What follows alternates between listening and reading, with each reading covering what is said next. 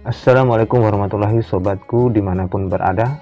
Semoga saat kamu mendengarkan ini dalam keadaan sehat dan tetap enjoy menjalani kehidupan. Dengan saya Zakaria, pada kesempatan ini saya akan menyampaikan sketsa filsafat karya Ustadz Hasan Abu Ammar yang terdiri dari 7 bahasan utama yang terbagi ke dalam pasal-pasal dan terbagi lagi ke dalam poin-poin penting yang saling berkaitan. Buku sketsa filsafat ini mudah untuk dipahami, sehingga pas banget deh bagi peminat filsafat, baik yang baru saja memulai belajar filsafat maupun yang sudah lama mendalami filsafat. Dan bagi yang tidak suka filsafat, sebaiknya jangan didengarkan. Baiklah sobatku, kita akan lanjut pada pasal 6 di bahasan keempat, yakni makna-makna mungkin. Mungkin yang telah dibahas di atas atau sebelumnya yang kita bahas adalah mungkin yang memiliki makna ketidakdaruratan, dua kesemestian, yakni kemestian ada dan tiada. Mungkin yang seperti ini disebut dengan mungkin khusus, teman-teman. Ada lagi mungkin yang memiliki makna lain, yaitu menegasikan suatu darurat yang merupakan lawannya, apakah darurat atau tidak.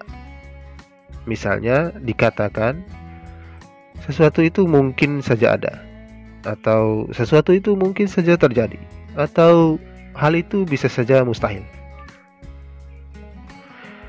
Kedua contoh pertama adalah penegasian kedaruratan tiada atau mustahil. Sedang contoh terakhir adalah penegasian darurat ada atau wajib ada. Mungkin seperti ini yang sering dipakai masyarakat secara umum. Oleh karenanya dikatakan sebagai mungkin umum. Ada mungkin yang lebih spesifik lagi dari mungkin umum di atas, yaitu mungkin lebih khusus. Artinya ia menafikan darurat zat, pasti mutlak, darurat sifat, bersyarat umum, dan darurat waktu, berwaktu mutlak. Artinya ada zat yang mutlak, pasti mutlak, sifatnya yang darurat atau bersyarat umum, atau waktunya. Seperti perkataan manusia bisa menjadi penulis. Manusia adalah penulis secara kemungkinan. Kemungkinan mungkin menjadi penulis. Maksud dari pernyataan ini adalah bahwa kepenulisan itu dinafikan dari zat manusia. Begitu pula dinafikan dari kedaruratan sifat dan waktu lantaran tidak disaratinya dengan sifat dan waktu tertentu. Lain halnya kalau dikatakan manusia adalah penulis kalau ia menulis. Manusia adalah penulis dikala ia menulis, sebab dalam dua contoh ini kepenulisan merupakan kedaruratan atau hal yang tidak bisa tidak bagi manusia sekalipun dalam kondisi atau waktu tertentu. Penegasian tiga darurat di atas, kalau ditambah dengan penegasian darurat bersyarat predikat, yakni kedaruratannya dicapai manakala sebuah predikat secara aktif ditertetapkan pada sebuah subjek, maka akan menjadi model lain.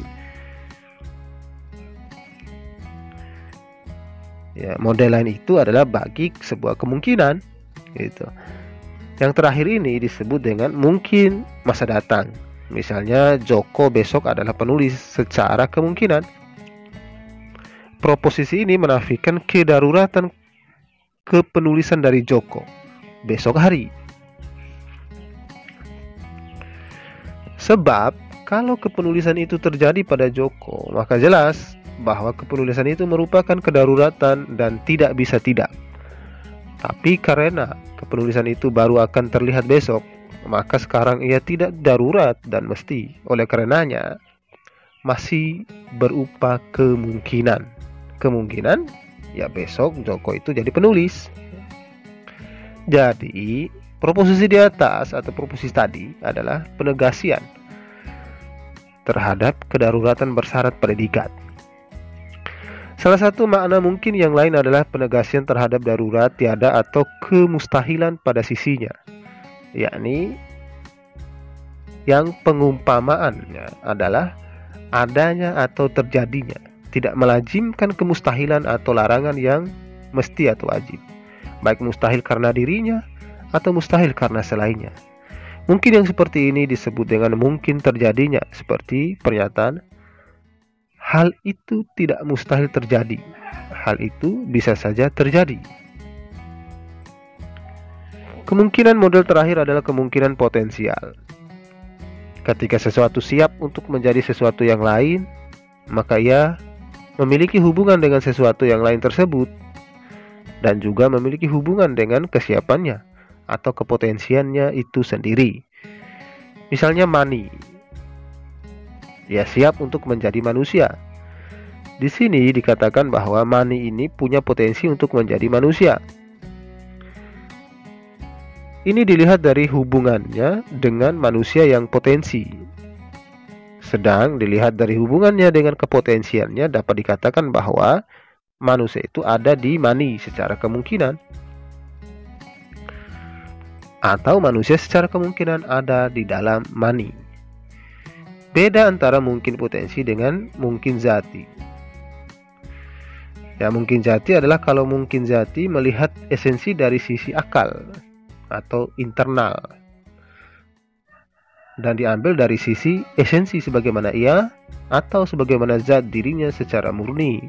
Sedangkan mungkin potensial adalah suatu sifat secara eksternal, wujud luar, akal, atau keberadaan nyata bagi sebuah esensi yang eksternal pula. Demikian mungkin zati manusia dikatakan pada esensi manusia sebagaimana ia esensi. Sedang mungkin potensial manusia dikatakan pada esensi mani yang sudah menjadi ada di mana ia dalam perjalanan menuju manusia. Berdasarkan hal tersebut, teman-teman sekalian, maka dapat kita pahami atau kita mengerti bahwa mungkin potensi dapat disifati ya dengan kuat dan lemah. Misalnya mungkin potensi yang ada pada gumpalan darah dalam perut seorang ibu lebih kuat ketimbang yang ada dalam atau pada mani. Begitu pula dipahami bahwa mungkin potensial ini bisa hilang, yakni manakala ia sudah mencapai yang dipotensiakan itu ya. Atau batal di tengah jalan seperti mani yang jatuh ke tanah dan kering. Sedang mungkin zati akan tetap mungkin zati sekalipun ia sudah memiliki wujud eksternal. Sedang beda antara mungkin potensial dan mungkin terjadinya adalah kalau yang pertama hanya ada pada keberadaan materi, tapi yang kedua bisa ada pada keberadaan materi dan non materi. Jadi yang mungkin terjadi sama mungkin potensial itu ya tergantung dia. Kalau yang mungkin potensial dia itu keberadaan materi, tapi yang mungkin terjadi dia bisa materi dan non materi. Itu untuk makna-makna mungkin. Jadi ada mungkin zati, mungkin potensial, mungkin terjadi, ada mungkin secara umum dan mungkin secara khusus. Pasal yang ke-7, mungkin adalah kelaziman esensi dan pentakbiran akal. Maksudnya bukti ketakbiran atau penjelasan akal terhadap mungkin adalah karena ia mensifati esensi dari sisi dirinya sendiri secara murni. Dan akli, yakni tanpa dilihat apakah esensi tersebut ada atau tidak di alam eksternal atau di luar akal atau secara nyata ya. Dan sifat bagi hal-hal yang akli sudah tentu juga merupakan keberadaan akal. Tapi keakalan sesuatu dari satu sisi tidak bertentangan dengan ada tidaknya manakala dilihat dari sisi yang lain, yaitu dari sisi eksternalnya. Sebab Keakalan bagi esensi itu disebabkan dengan mungkinnya memasukkan makna ada atau tiada ke dalamnya secara zati, murni atau asal. Karena akan membuatnya wajib ada atau mustahil ada. Dengan demikian, pandangan akal kepadanya adalah pandangan secara murni dan zati serta pelepasan dari sisi kaitannya dengan ada dan tidaknya di dalam keberadaan eksternalnya. Oleh karenanya pandangan yang seperti ini terhadap esensi tidak bertentangan dengan pandangan lain, yaitu manakala akal memperhatikannya apakah ia memiliki keberadaan atau tidak di alam eksternal. Oleh karena itulah, maka esensi, sebagaimana esensi, sunyi dari kemestian dua keberadaan dan ketiadaan, baik itu eksternal maupun internal. Sedangkan bukti bahwasannya mungkin itu merupakan kelaziman esensi adalah tatkala kita melihat esensi itu dari sisi dirinya dan tanpa memperhatikan selainnya. Kita dapat melihat bahwa ia terlepas dari dua kepastian, yaitu kepastian ada dan kepastian tiada. Dan tiadalah makna lain dari mungkin kecuali terlepasnya sesuatu dari dua kepastian tersebut. Dengan demikian, maka mungkin adalah kelaziman esensi secara zati.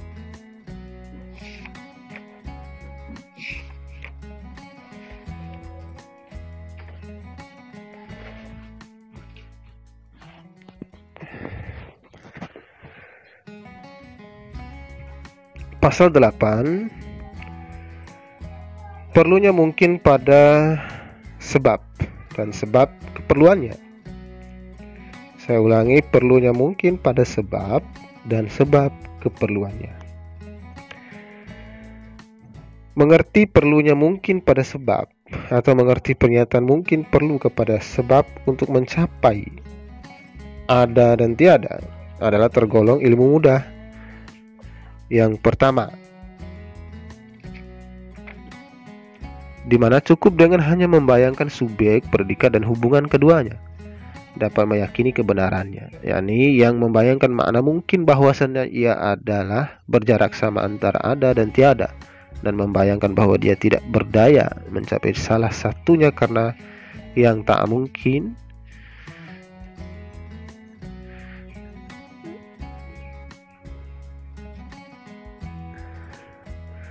dan membayangkan bahwa ia tidak berdaya mencapai salah satunya karena yang tak punya tak mungkin memberi, maka yang dapat dipastikan bahwa orang tersebut akan meyakini dengan sudah perlunya mungkin kepada sebab. Sekarang, apa yang menjadi penyebab perlunya mungkin kepada sebab itu?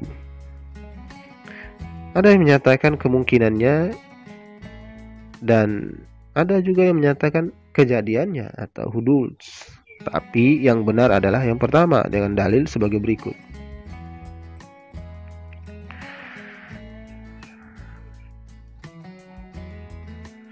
Yang pertama, esensi. Dilihat dari adanya adalah wajib ada, pasti ada atau darurat ada, dan dilihat dari tiadanya adalah mustahil ada. Hal ini dapat diistilahkan sebagai kemestian dengan syarat predikasi, yakni kepastian ditetapkannya predikat atas subjek manakala predikatnya ditetapkan padanya.